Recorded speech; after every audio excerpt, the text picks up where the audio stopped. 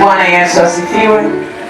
Ifuatayo ni risala fupi kutoka katika kanisa la Crosspower International Ministry, risala ya uzinduzi wa kanisa letu tarehe 4 mwezi wa 4 2026.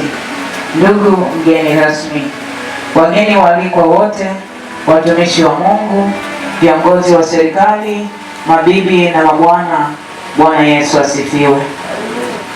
Ndugu mgeni rasmi, historia fupi ya kanisa la Nguvu ya Msalaba. Kanisa la Nguvu ya Msalaba lilianza na waumini 7 chini ya mti wa mchongoma, tukiwa tunasifu na kuabudu kwa kutumia mikono, ikiwa ni zaidi ya familia ya mbeba maono. Baada ya mwaka mmoja, kanisa lilikuwa na tukahamia Komando.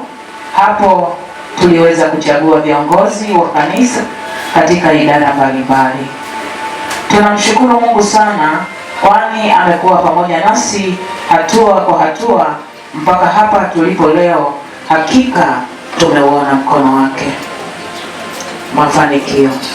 Ndugu mgeni rasmi, kanisa la Nguvu ya Msalaba chini ya mpako wa mafuta wa Bwana, ambaye pia ndio mbeba maono wa kanisa la Nguvu ya Msalaba, Papa Dickson Mwachilengwa, akishirikiana na mama yetu mpenzi Pastor Esther Dickson Mwachilengwa na wachungaji na viongozi wote wa kanisa la Crosspower, tumefanikiwa kufikia malengo yetu kwa kiasi.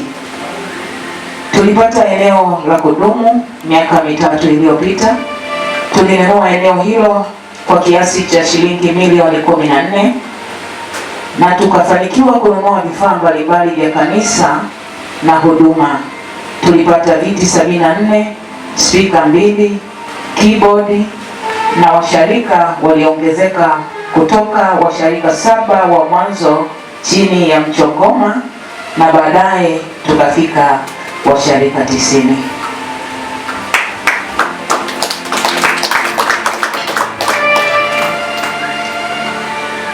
Malengo ya huduma 2026.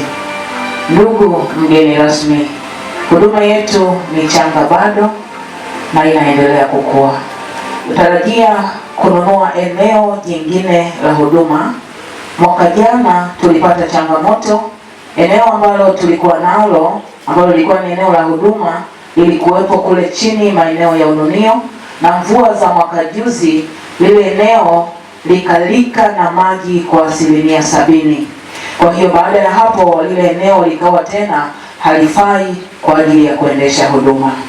Kwa hiyo baada ya mvua hizo kanisa likakosa sehemu ya kuendeshea huduma. Ilibidi sasa tutafute mahali pa kupanga. Kwa hiyo tulipanga sehemu mwaka jana, tukakaa hapo kwa mwaka mmoja, lakini mwaka huu 2026 ikatubidi tuhamie hapa pia kwa ajili ya gharama za eneo la kwanza kuongezeka. Kati ya malengo tulio nayo 2026 ni pamoja na ununuzi wa vyombo vya muziki vitakavyokidhi mahitaji ya huduma, kupanua huduma zaidi kwa kuanzisha matawi.